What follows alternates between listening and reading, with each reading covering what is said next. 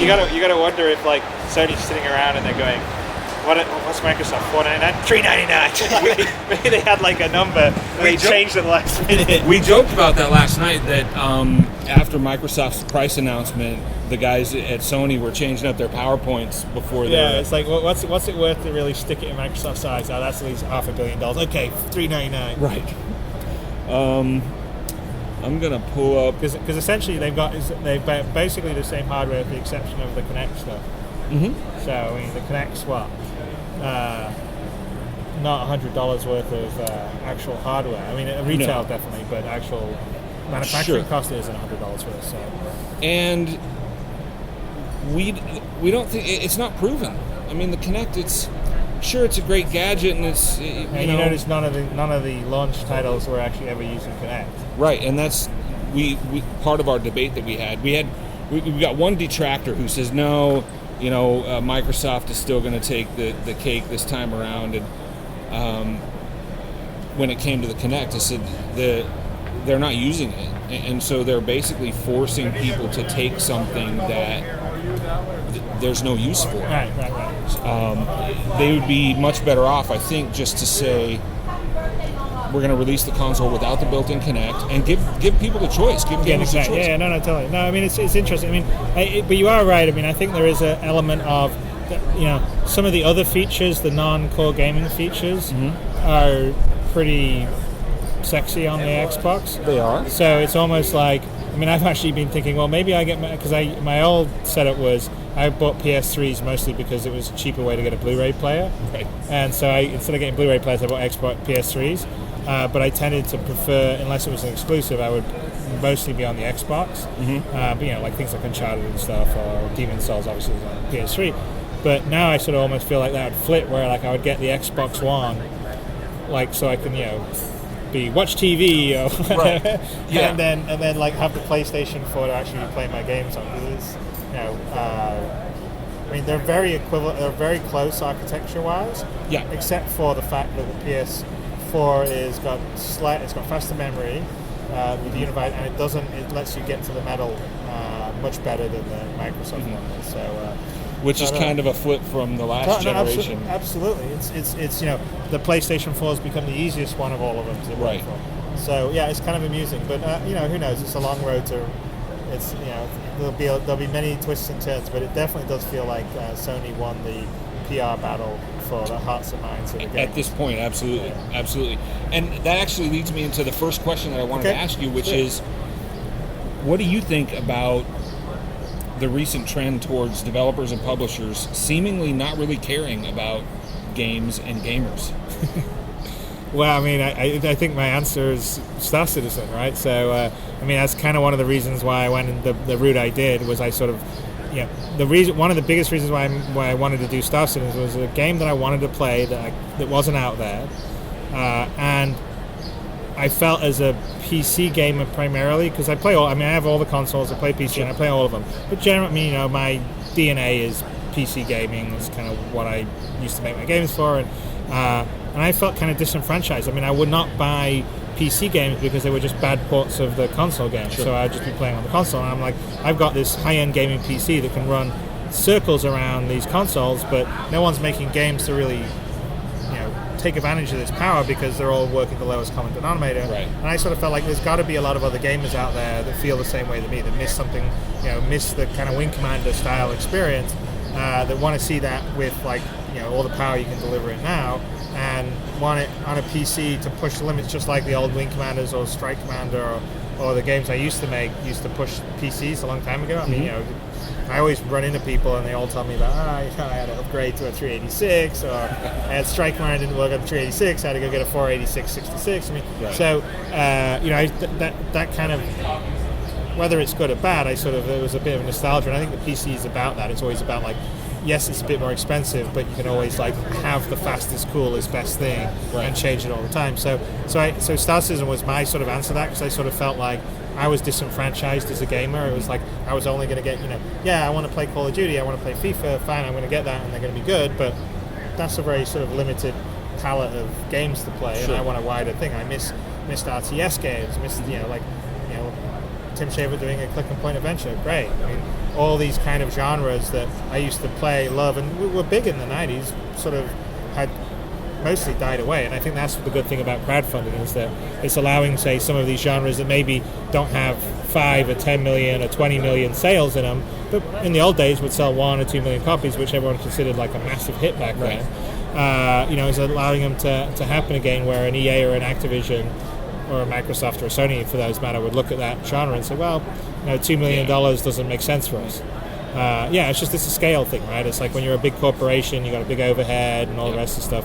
You've got you got a bigger nut to break. So they economically can't do things at that scale. But if you can go direct to the game players, use digital where you don't have all the inventory, then I think you can make games and you can make money on selling a couple 100,000 copies, which is what used to be in the old days.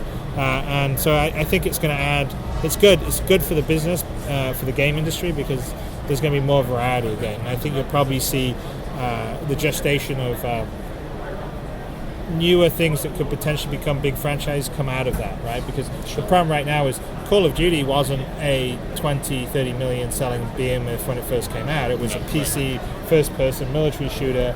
Wasn't like the biggest thing in town. It did well, but it grew over time. And you could pretty much say that of a lot of things that are franchises today, is that they had to start somewhere. And what I worry about is it doesn't feel like there's opportunity for those new things to start in a lot of places, because the investment's so big on the big publishing side. So I do think like sort of that movement that's more sort of direct to the community, and the community says, oh yeah, I want to play that kind of game, is good for the business.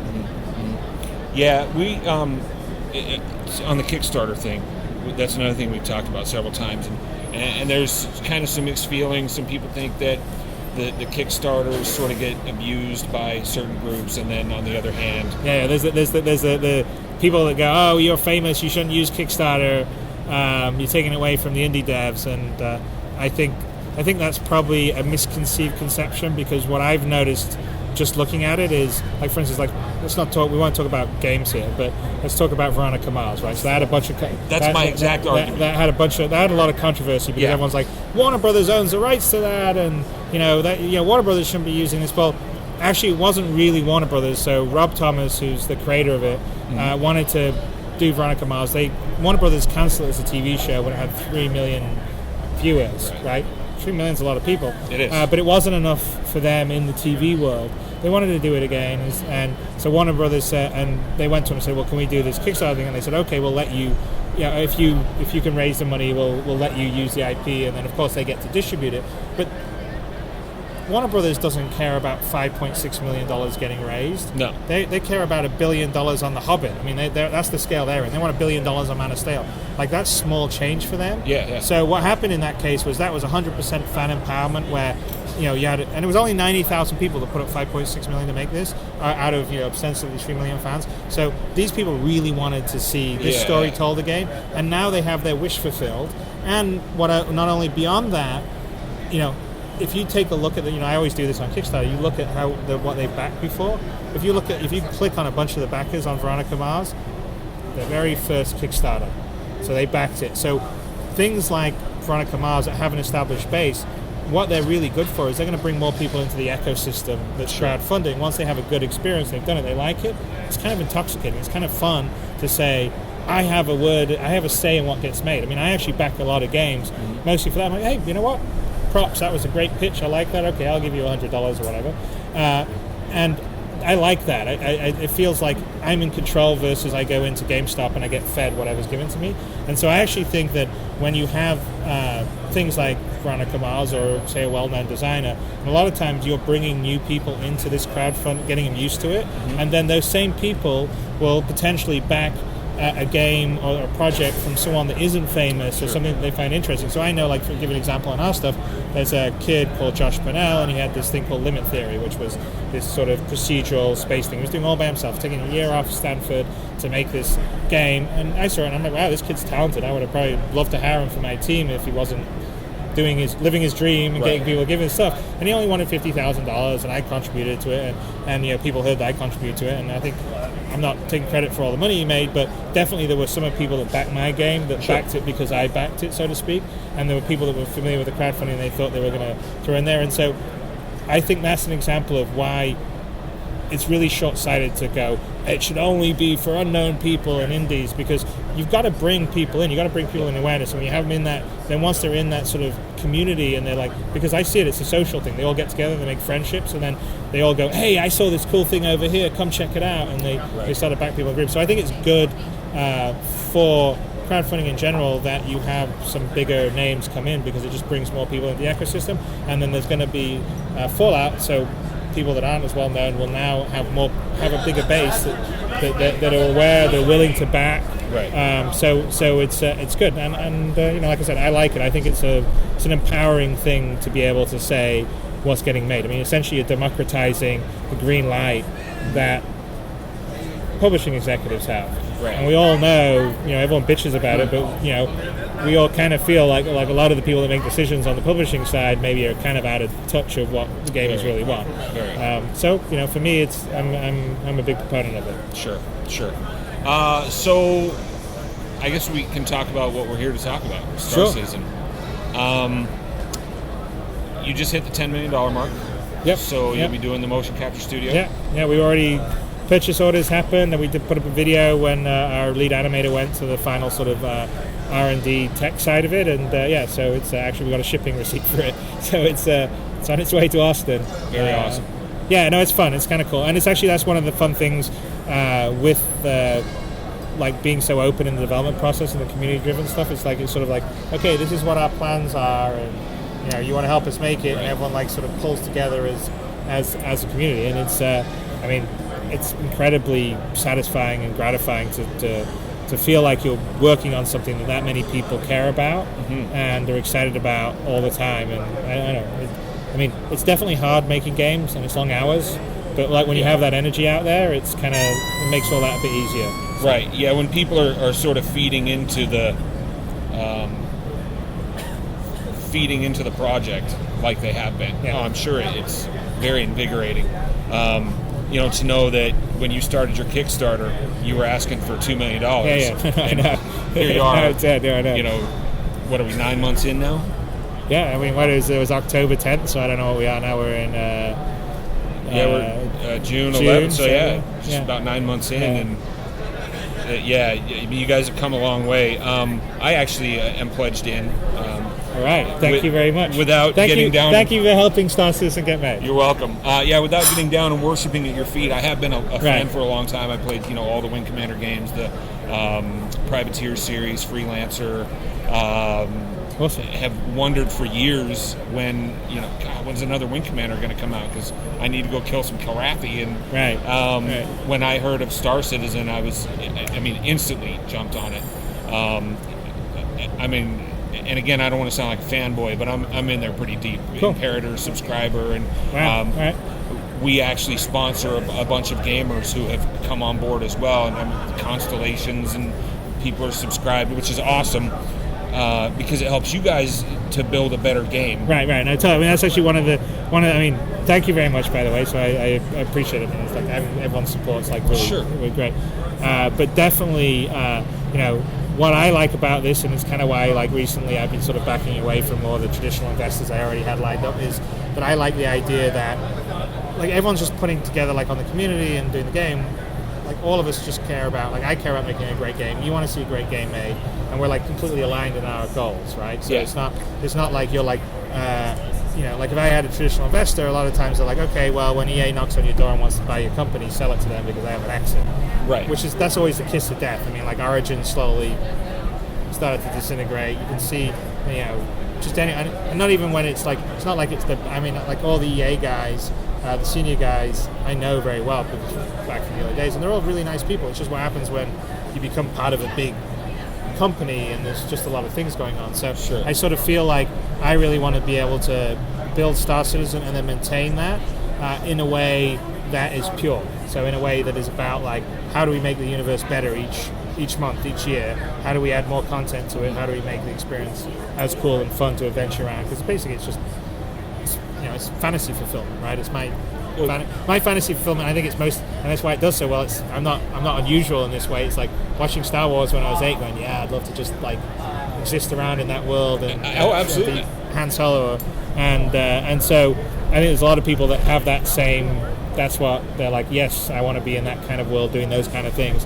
And Star Citizen that's what I was building it for. Is for me to basically scratch that itch. And I think there's a lot of people that have been feeling like I want to have that itch scratched, and that's kind of why we've done well. Yeah. I mean, again, I played all the Wing Commanders, the Privateer, Freelancer, and it was always about that kind of detaching from reality, spending a little bit of time in that universe, and being a space fighter pilot, being a trader. Yeah, and I think there's also something about flying. I've been thinking about this a bunch because I think there's something inherently different between sort of the Wing Commander or what we're doing with Star Citizen in terms of its space and it's open to being a sci-fi. Like, for instance, if I had a first-person shooter in a sci-fi setting, it doesn't feel like the same, like as big or as expansive. And so for me, there really hasn't. That's what's been missing is that kind of openness that's like being promised with Star Citizen. Like Eve, I guess, offers that, but not really anything else. And Eve tends not to be, for me anyway, as immersive. Right? It sort of feels just a bit detached for me. Very detached. Well, for me, yeah.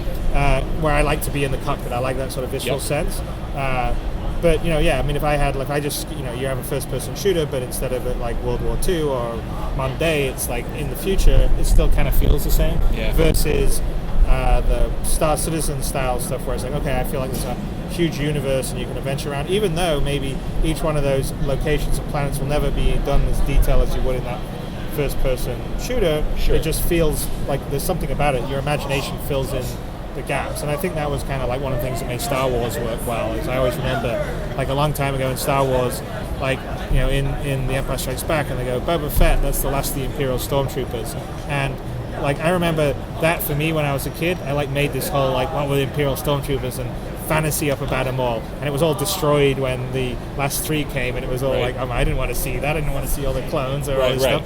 But at the time, it was just like the small suggestion. They didn't show it, they didn't tell it, but like in my mind, I was like made this huge backstory up. And I think that's kind of one of the benefits of sort of the Star Citizen setup, which is the same for Privateer or Freelancer, is that you have all these worlds and you can travel between them. And you can't like go to every single corner of that world, but in your mind, you're picturing it as a fully teeming, alive world, and so therefore you feel like you're in this really big universe. And so I think that's one of the big allures of Star Citizen, and one of the things that hasn't really been out, you haven't had around for quite a long time. Yeah, a very long time. So I have some questions about the game. Sure. A lot of these contributed to me by guys that are in this group that we deal with. I know that some of the questions that are going to be in here are probably things that have been answered in various, com links and don't worry. I'll be happy to answer. And there's some of this that you may not be able to answer, but we'll see what happens. The first question is planetary combat. Is it going to be implemented, and to what extent? So there isn't going to be any combat down on the planets at the moment. There will be combat on ships boarding and also on space stations. So for now there won't be any, but that is something that will be down the road, something that we'll probably do at a later stage. I mean, the engine supports it, so it's not a problem, and we're going to have first-person combat anyway because that's what we're doing on board shipboards. The reason why we're not doing it on planets is we're trying to make the planets a sort of like the safe haven, number one, and number two, to build out the planets with more detail in terms of places to have firefights, and then you need more animations and all this other extra stuff. Right. So just on the content, because the world's so big right now, we have 100 star systems that we've promised to deliver for the base game. And each star system can have multiple planets, and each planet can even have multiple locations you can land on. So to build out locations on, first-person areas that you can have combat in on each one of those locations, it's just too much. But long-term, it will definitely be in the game. It just won't be in the first release. Sure. So maybe 1 year into the live release, we would start to allow some combat in some areas. Yeah, well, I mean, it's definitely a lot of work, and it's more content than actual technical. Sure, because we're built on already an engine. Yeah, we're built on CryEngine, so essentially we have what you have in Crysis 3 right now. Yeah. So what we've been doing, I mean, the whole game operates as a first-person shooter. Just most of it's focused on flying vehicles. So we've been doing a lot of vehicle work. But in there already is an incredibly intricate weapon system, damage animation, all that. So it's really just a matter of content. But that content takes a lot of time to generate. You can see when people do a first-person shooter, they work on it for 2 or 3 years, and they only have a limited number of levels in it. So, right. so that's a longer-term project, but it's definitely going to be doable. Good. This is, I don't want to say a silly question, but not so much grand scheme, but are players going to be allowed to carry friends as passengers in cargo compartments of their ships? Well, I don't know about cargo compartments, but you'll definitely be able to have friends on your bigger ships. Right. So, like if you have a Constellation, I mean that ship's set up for 4 people, and it's actually it's optimally operated with 4 people on it. And there are some, like the Idris Corvette is on an 8 to 10 person optimal operation setup. So there's definitely ships that you and your friends should operate together if you can, and you'll be more efficient. You can fly the Constellation by yourself, but then you've sort of got to put the turrets in sort of, they've got to be ganged to where you're looking. You can't like if you have different players, like I could be shooting over here, he could be shooting over here, and one guy could be flying the snub-nosed fighter. So there's a high amount of thought in parts of gameplay to encourage people to play with their immediate friends. You can also play it solo, but we just sort of have hopefully stuff for all walks of life. So there's definitely gameplay for lone wolf type, and you won't be disadvantaged. You can achieve a lot of things doing that. Different things than you would achieve, say, with you and a tight group of 3 or 4 friends, and different things than you with a guild or clan of 300-400 people. Right. Balance, gameplay balance. How do you balance performance, weapon performance, vehicle performance? Well, I mean that's part of the whole idea of us doing this iterative release sort of schedule, and like doing the dogfighting in December is that we're going to sort of balance it with the participation of the community. So the whole point of the dogfighting module is to sort of test the back-end infrastructure and how many ships we can have in one instance and still have it be fun and work well, and also sort of balance and test kind of like how we've set up the combat. So is this ship too powerful? Is this weapon too powerful? Not enough powerful? So we're kind of counting on sort of crowdsourcing that on the community basis, more than you typically would. I mean, look, we've got a whole bunch of people and they're experts in this genre. They love this genre. They're happy to play things early, even if they're broken, just so they can, again, have their voices heard. And we're definitely taking advantage of it, because I think it's a great resource. I mean, I already see like even in sort of when we talk about various development ideas or game mechanics, in the setup that we have, there's a huge amount of people read it all, and then you get their feedback and thoughts in a way you never could even if you shared it with your own team. When there's 30 or 40 or 50 people on your team, you tend to, everyone tends to be a bit myopic. Right. Whereas when you've got 150,000 people that are all getting thrown an idea, everything sort of bubbles to the surface. Absolutely. So yeah, that's the plan. So we'll see. I mean, but the goal in the combat itself is to have a lot of nuance, a lot of rock paper scissors. So there's more than one way to win. There's more than one way to play. So there should never be every style of build or hull or how you set up a ship you'll have strengths and weaknesses. Right. So you should be able to counter it. And there's a lot of tweaking that we're going to let the players do if they want to do it. And there's a question about that, which we'll get to in a bit. Next question is, beyond carriers and other big platforms like that, what sort of tools will large groups have that will allow them to establish a presence? For example, will we have the ability to own space stations as players? I think you'll have the ability to control space stations, potentially own a space station. I haven't decided that. I mean, a lot of a lot of the things in space, like an asteroid base and a space station, are sort of persistent real estate. And so the idea is on the persistent real estate, especially in the like areas that have much law and order, they are points of interest that people will fight over. So if you're a pirate clan, you want an asteroid base that's like close to one of the shipping lanes, because you can like keep munitions and fuel and spare parts on it, and you can go out and it's not far for you to raid. Otherwise, you'd have to be further away. So there's an inherent advantage, and then you would get other pirate clans potentially wanting that prime real estate, or a mercenary group being hired by the merchant guild to go and clean out the pirate base that's been terrorizing them. So that's a way that we think a lot of sort of player-generated sort of gameplay, content, whatever you want to put it, we're really trying to have lots of things for different groups to be in cooperation and opposition over. So a lot of the universe itself just sort of happens, and then we're sort of adding in texture and detail as sort of the gameplay. There's new ships, new systems, maybe some new story threads on some sort of specific kind of story missions. So that's all stuff. There are other things like you'll be able to own factories, economic nodes, basically, so you can get into the business of buying goods to manufacture and selling it, and then you have to worry about like paying your employees, making sure your equipment, you got the right amount of equipment to manufacture enough stuff for the demand.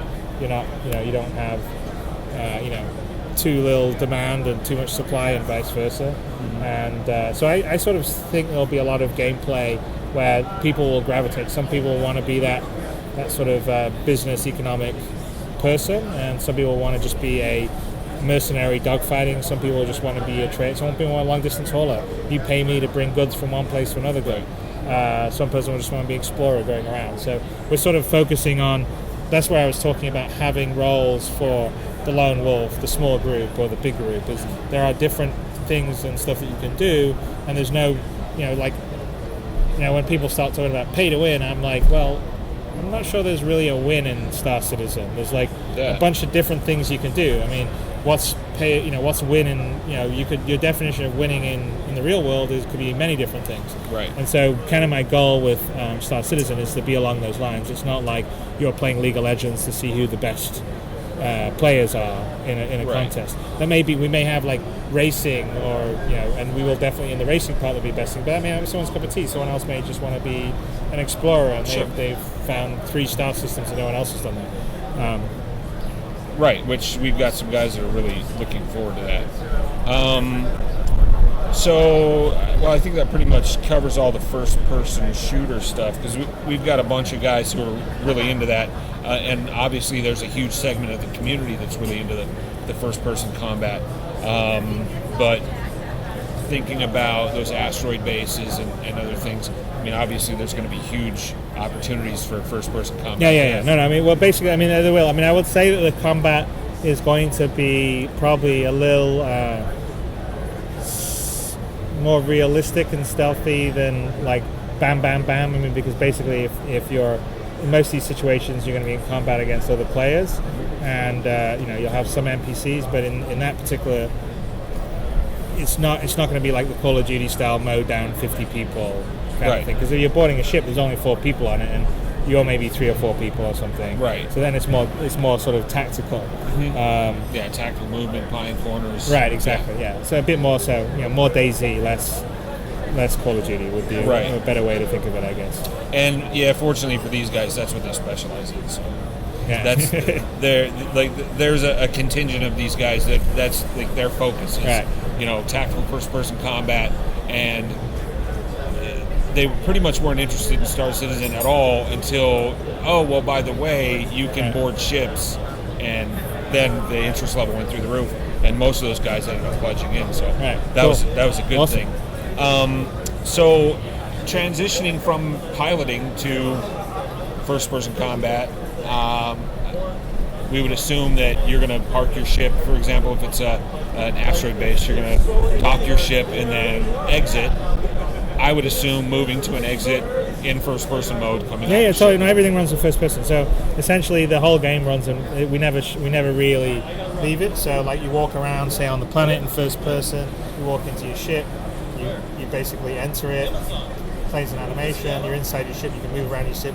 pilot seat. You can click, sit down in it, bring up your thing, start your engine, take off, bam, you're out in space, flying around. And if you went to dock, an asteroid base, or even another ship you're going to board on, sometimes you're going to have docking collars so you can reach them. Sure. And we're also going to probably allow some level of EVA so you can get out into zero G and maybe go outside your ship and fix it a bit, or maybe be able to use that to board. Right. Do some wayward hatch somewhere. Yeah. But I mean, like the game works like when you're actually flying the ship, it's still in first-person mode. So so essentially, it's just the same as a first-person shooter, except you happen to be sitting down and your joystick inputs now and moving your hand, so you move your joystick instead of moving where your aim is. Sure. So it's not so much a transition from a pilot mode to a first-person mode as it is just getting out of your chair. Totally, absolutely, yeah. I mean, so it's like if you play Battlefield, it's the same as getting in and out of a vehicle, except for we're simulating the interior of a vehicle with far more detail. Like when you get into like something like a Constellation, you can walk around it, and you can sit down in the pilot's chair or the gunner's chair. You can go to the beds in the back and lie down in them. So there's just you can actually lie down. Yeah. So we're just upping the level of simulation inside the vehicle itself, which is kind of cool. Right.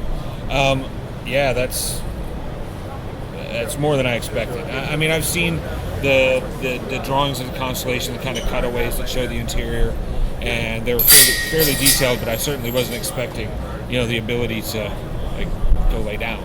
No, you can walk around. I mean, I'm not necessarily sure that you'll like actually really be able to lay down and get some benefit from sleeping, but we're just going to have the animation in there because it's if you want it's a cool ambient, right? So it's like it's like going up to the coffee dispenser and making yourself a cup of coffee.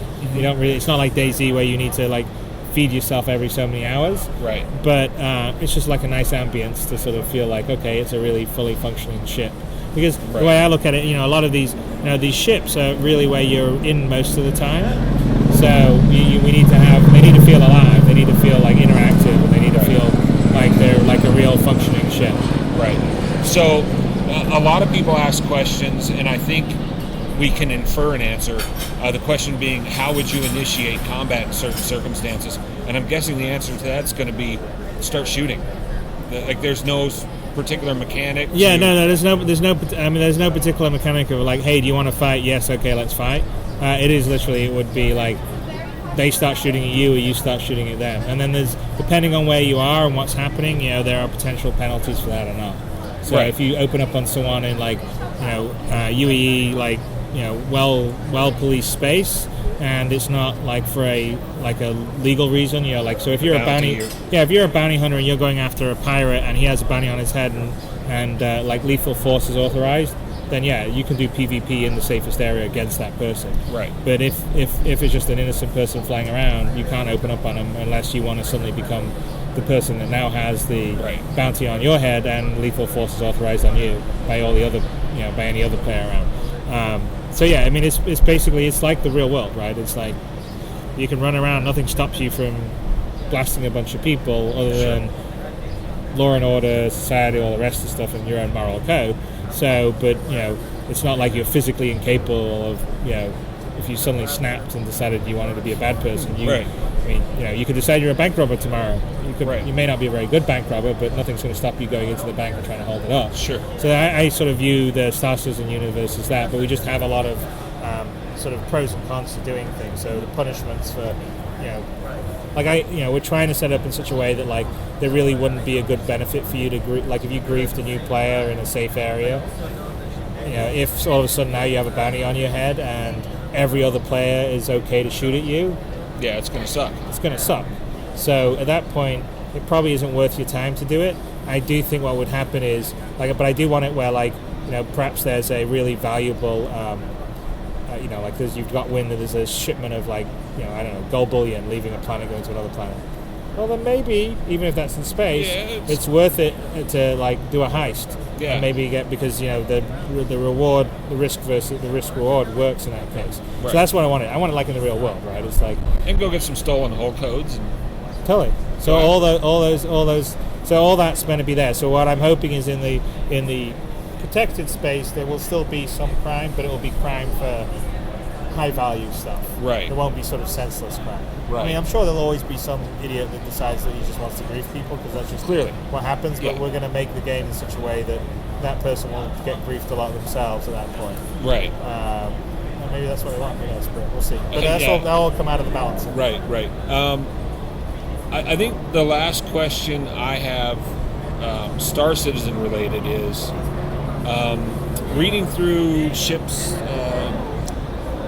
details. You know, I mean, obviously you've got a lot of information there. We know that the Constellation is going to be a 4-man crew. We know that the Aurora is a 1-man crew.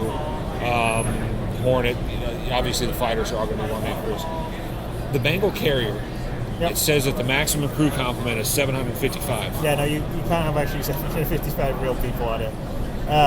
So I don't know. That's part of our balancing, and we have some advantage when we'll probably be able to have more players. Like for instance, players aboard one ship is less bandwidth than the same number of ships. Like if you had 20 players aboard a Bengal carrier, that's easy for simulation than 20 Hornets. Right. But I don't know what the limit is. That's partly the point of doing things like the dogfighting module, is to sort of see how many people we can get. And I'm not even, the Bengal carrier won't be a user playable ship in the dogfighting module at the moment, so that will be later on. But those are all the things we're putting in place. So essentially, the same system that will support the Constellation or the Idris is the one that would work for the Bengal carrier. It's just a bigger scale, right? Instead of 4 people or 8 people, it's 20 or 30 people. Sure. Okay. So on that same note, we know turrets are going to be mannable. Bengal carriers are going to carry fighters that can be manned and taken off. Will we have? Let's just assume that we want to make a battle group with a carrier and some other support aircraft, whether they be destroyers, cruisers, whatever. I'd say it's safe to assume that those types of ships are going to be in the game. Yep. Will we have the ability to ferry people back and forth between ships? Yes. Yeah. So you'll have the ability. I mean, we'll have some ships that will allow you to be basically amphibious landing ships, but in space. So there definitely will be a role where you'll have a bunch of people okay, I'm going to be the Marines, and the guys in the fighters clear out the air cover and get rid of the close defense stuff, and then you go in with your landing ship, whatever. Your little Marine assault squad, and do a hull breach, and then go in and then try and take over the ship. So most of the bigger ships will probably be pretty difficult to actually physically completely destroy. So really the way to do them is to try and capture them is probably the best way. Yeah, get on there, take out the crew. Yeah. I mean, it's not going to be a matter where you could have one Hornet and you can keep shooting at a massive cap ship and it's just going to blow up like maybe you did in the old Wing Commanders or something. Okay, that's kind of what I expected, and it's good news to me. It does raise another question though. Persistent universe. Let's say I own a Bengal carrier. Yep. When I log off, does the carrier disappear? No. It stays in universe. Yeah. So the very big ships. So the Idris is probably going to be the biggest ship that you can land on the planet. The planet's basically a safe zone. So when you're on the planet, nothing's going to happen to your stuff. Anything beyond that will have to be in orbit. Anything that's in space is vulnerable. So it's persistence. Now you could, and by the way, you can't really buy a Bengal carrier. You and some friends have to capture it or rent it or something. Okay. If you want to try and keep it safe, one, you could just have a group of friends that are going to be helping you guard it. You can hire NPCs, or if you dock it in safe UEE space or something, then it's pretty risky if someone wants to try and take it out. Sure. But if you just leave it you log off and you're in sort of the outer rim planets and there's no law and order, then and you're off sleeping, you're going to come back and your carrier's going to be gone. Yes. Yeah. Basically, so for a group to say that we're going to lay claim to a certain area of space, if you've got those big ships out there, you better have people on all the time. Yeah. So I mean, that's part of the gameplay design to encourage the big groups, right? So it all depends what you want to do. If what you want to do is like have a couple of big ships and sort of like own a piece of space, so to speak, then you better have enough people that can man it and do it effectively, and also have enough people that can be looking after it around the clock. Sure. Well, yeah, it's just getting better. I'm very much looking forward to this. Last couple of questions about your past. What was your biggest obstacle in creating the original Wing Commander, and how does it compare to starting over 25 years later with Star Citizen? See, I mean, I guess there was, a couple of obstacles. One was maybe when I was first doing Wing Commander, as at Origin at that time, like Ultima was the big game. So, I definitely do remember there was a time where we were looking at like what the release schedule was, and there was this whole time, and I remember like Savage Empire and all these sort of Ultima spin-off games, and there was like a board of like this Ultima game and then Ultima spin-off, right? And I was like, what's my game? But obviously that changed when I was a big kid. But that wasn't really a big impediment because back then, you didn't really have big teams. I would say probably the more difficult thing was, that was the first game that I did in 3D, even though it had sprites, it was still simulating it in 3D. Sure. So that was more a sort of learning phase thing for me. But for me, Wing Commander kind of just, it worked. It was one of the games that like everything that I did on it, like when we designed ships and the missions, we did it all on paper, we entered it in, and that was it. We never balanced it, never touched it. Everything that we entered, that we designed on paper, worked in the game. Right. So it was one of those things that the game that I saw in my head, the game that ended up being the game that ended up playing, it all kind of like just happened. But that doesn't always happen. A lot of times it's work, it's craft, it's a bunch of other stuff. So I don't really recall like some massive obstacles, other than it was kind of an ambitious game, and we sort of delivered it fairly quickly. Right. So it took 18 months, but really the first 12 months were essentially just me, and Dennis Lubey was doing some prototype graphics, and I was sort of prototyping everything. And then the last 6 months, we had a few more people work on it to get it out the door. Right. Wing Commander 25th anniversary. Any plans? Well, so you're talking in 15? Because we're in 1990. No, but I did get the movie rights back in 2015. So I don't know whether that will mean anything. I don't know. I mean, like Wing Commander is something that's still dear to my heart. I mean, maybe at some point I would revisit it. I mean, the problem is that I don't really want to do it. It needs to be on my terms. Like if EA was going to give me the IP back and I could control it again, then yes, that would be something that I would do. But I don't really want to be working when I can't control the IP. I mean, it's one of the nice things to Star Citizen. I built an IP specifically for this kind of game, this big sandbox game. So the setup of the universe, the governments, the locations are all built for a universe that has a lot of intrigue and trading and also combat and all that stuff. But yeah, I mean, it feels like, because I had long conversations with EA about coming back and doing Wing Commander, and at the end I chose not to do that path, not because they were actually supportive of wanting to do a Wing Commander, but at the end of the day it just sort of felt like what I'm doing now with Star Citizen felt more relevant now. Yeah. And also, if I was going to do it with EA, at the end of the day, they would still own the IP, and so I wasn't going to be in control of it. So I could work on this Wing Commander, and it'd be great, and then maybe I'd want to do this, and they'd be like, no, we want to do this, and I don't. And at that point, I don't have a say. So to me, it feels like if I'm going to pour my time, passion, love, all the rest of the stuff that goes in, because it's not like a 9-to-5 job. Right. I want to have. I don't want to have that baby taken away from me. I mean, that's the hardest thing. When Origin was bought by EA, I owned Wing Commander. I owned at that point. Origin didn't own Wing Commander. Ultima was owned by Richard. Wing Commander was owned by me. That was the structure of Origin, and both Richard and I had to sell our babies. And I was young. Richard was older than me, but still young. I guess we both felt like, well, we could just do something else. And then, like, in hindsight, I'm like, not that I don't feel like I could do something else, but this is like your baby. You have nostalgia for it. You feel like you want to, you want to be responsible for continuing to have it evolve and tell its story, and it's just hard to do it when you don't control it anymore. So it's kind of a shame, but it's what it is. But there's a lot of what I would have made in the next generation Wing Commander in Star Citizen. They're just the Vandal. They're not necessarily the Kilrathi, but they're a good analogy to the Kilrathi.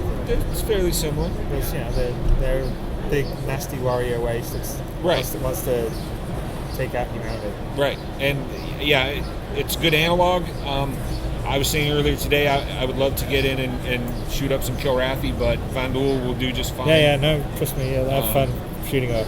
Yeah. I'll blow up real pretty, as they say. Right. I think that's it for us. Okay, great. I appreciate your time. Thank you welcome. Thank you for doing the interview. Thank you for backing, by the way. That's awesome. Of course. And I've got no problem spreading the word. I'm in love with the project. I absolutely can't wait. Just hearing you casually mention earlier that the dogfighting alpha is probably not going to be till December. My heart started to cry a little bit because I'm so looking forward to this happening. Right. Well, you do remember, like, when I first launched it, I was only promising the game like at the end of 2014. Right. So everyone's getting a lot more functionality much sooner than I promised. Sure. But I figured it would share. But yeah, I know everyone. It's hard to wait, which is one of the reasons why we try our best. Like, even on the site, we're always like doing posts and updating and sharing stuff. So everyone's feeling like they're engaged and they're entertained and they're and we're listening and. But it's hard for me to judge because I'm on RSI all the time. Like I've got a tab open in my browser 24/7. It's hard for me to judge if that helps me because it kind of keeps the hunger down, or if it just makes me want it more. And I mean, there's certainly certain like Spectrum dispatches I'll read or that I'm like. Which, by the way, those dispatches are really game mechanics. Right. Yeah. Clues as to what's going to happen in the game. So they're just fictional. They're basically dressed because I like to do it in fiction. So they're essentially kind of like. Treatises on, most of them are on kind of game mechanics. Not all of it is fully everything will be in the game mechanic, but generally it's kind of like how bounty hunting would work, how trading would work, all that sort of stuff. But yeah, I don't know. I mean, it is always tough to wait. I just sort of feel like if people are engaged and they see what's happening, then that's better than having nothing. I mean, like, absolutely. I have to say that I've backed some crowdfunded games, and like I've like backed them, and it's like radio silence, right? Right. Yeah, you don't know what's going on. And occasionally, I mean, like, it wasn't much on Wasteland for a while, and then they showed their video, and it was cool. So you do, but yeah, sometimes I mean, for my personal thing, it's like I'm fine sharing it because we're like having a good time making it, and we're pretty proud of what we're doing, and I'm trying to make sure everyone's entertained. I mean, I kind of want everyone, by the time we get to the actual final full, like, whatever you want to call it, like proper, like, because it's kind of like Minecraft. People are going to be playing it long before it's like it's not beta anymore. Right. But by the time you get there, I just want most of the people that backed early to feel like they had a great time. And they got their money's worth even before the game went fully live. Sure.